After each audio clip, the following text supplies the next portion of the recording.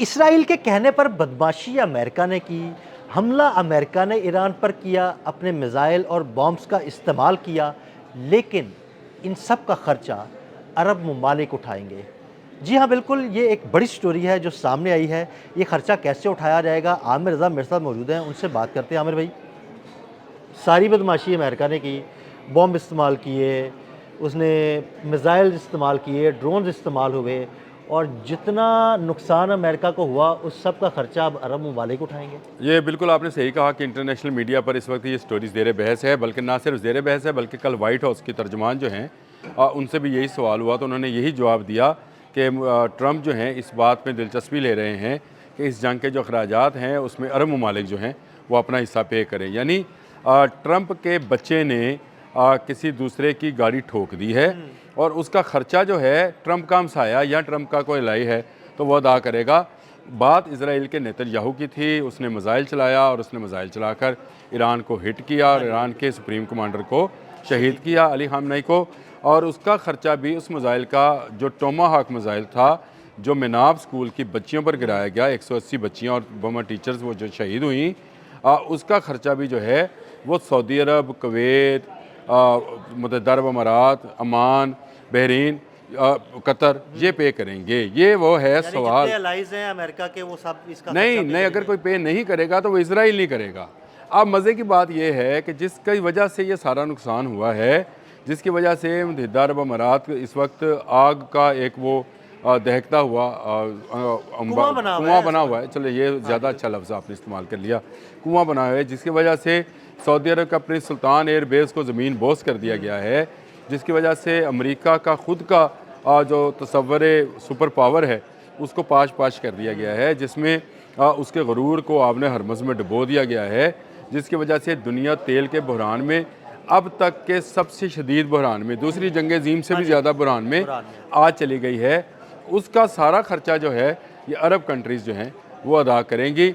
ये है वो ग़ुलामी, ये गुलामी है, अमेरिका की बदमाशी है। आमिर भाई, ये क्या बकवास है? देखें जब आप मतलब उनकी अपनी कोई खुद मुख्तारी नहीं है। नहीं होती। जब आपको ट्रंप ये कहे कि आप मेरे गंदे हिस्से को चूम रहे हैं, आप अंदाज़ा करें ना, तो फिर इससे ज़्यादा आपकी ज़िल्लत मेरा ख्याल है तारीख़ में कभी नहीं हुई है। इससे ज़्यादा ज़िल्लत अमेज़ अल्फाज किसी भी सुपर पावर ने कभी किसी महकूम कौम के लिए भी, अच्छा ये बात मुश्तबा खामनेई के लिए क्यों नहीं बोल सका? बिल्कुल, ये बात जो है वो किसी और मुल्क के, इस्लामी मुल्क के बारे में क्यों नहीं बोल सका?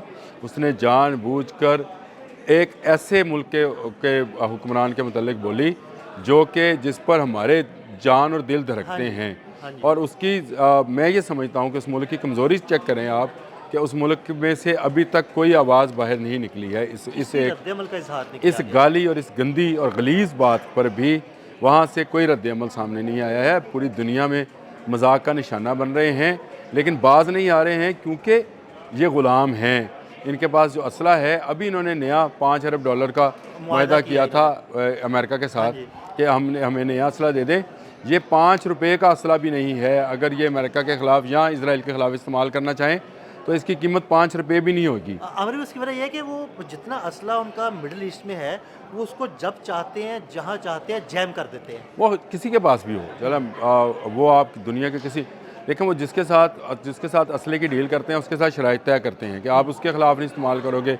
उन्होंने मिस्र को F-16 दिए थे और कहा था कि इसराइल के ख़िलाफ़ इस्तेमाल नहीं कर सकते हैं। तो आपको चीज़ें जो हैं वो उसी तरह से इसी हमारे साथ भी तो उन्होंने यही किया था, जिसकी वजह से हम अमेरिकी ब्लॉक से, असले के ब्लॉक से बाहर निकलने की हमने पूरी कोशिश की और हम चाइना की तरफ गए। उन्होंने जब हमें F-16 दिए तो उन्होंने कहा कि भारत के खिलाफ इस्तेमाल नहीं कर सकते। तो भाई, खित्ते में हमारा सबसे बड़ा दुश्मनी भारत है, उसके खिलाफ इस्तेमाल नहीं करेंगे तो किसके खिलाफ इस्तेमाल करेंगे? खिलाफ नहीं इस्तेमाल करेंगे तो किसके खिलाफ इस्तेमाल करेंगे? ये तो बात, इसीलिए हम फिर असला ब्लॉक जो है ना, अमेरिकी असला ब्लॉक से निकल के चाइना की तरफ। नहीं, सारों को जाना पड़ेगा। ये आप देखिएगा इस जंग का जो सबसे बड़ा असर होगा, जिस वक्त ये सारी बातें हो रही हैं, मैं आपको बता दूं इसका सबसे बड़ा असर भी अमेरिका पर पड़ेगा।